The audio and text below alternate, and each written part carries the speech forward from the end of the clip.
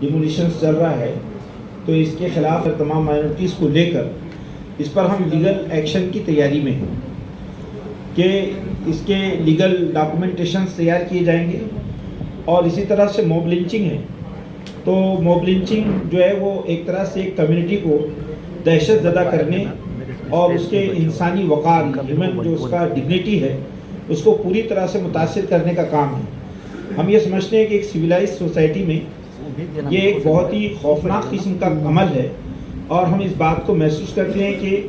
Police और administration की तरफ से जिस तरह से इसको ख़त्म होना चाहिए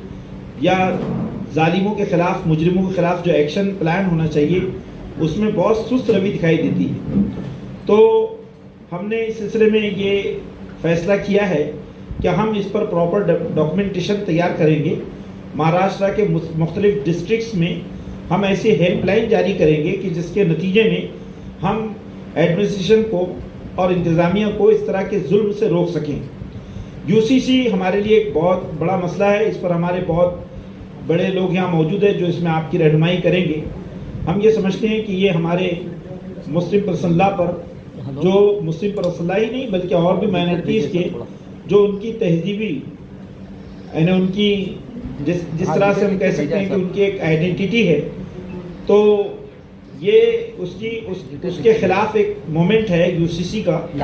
और ये तमाम चीज़ों के खिलाफ ये फेडरेशन जो है महाराष्ट्र में एक एक्शन प्लान के ऊपर काम कर रहा है कि किस तरह से माइनॉरिटीज़ को ख़त्म करने या उनको नुकसान पहुंचाने के लिए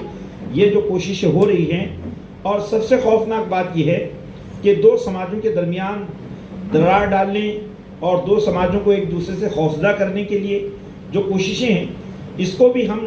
ख़त्म करने के लिए हिंदू मुस्लिम तमाम यहाँ की कम्युनिटीज़ के दरमियान एक इंटीग्रेशन के लिए भी कोशिश करेंगे।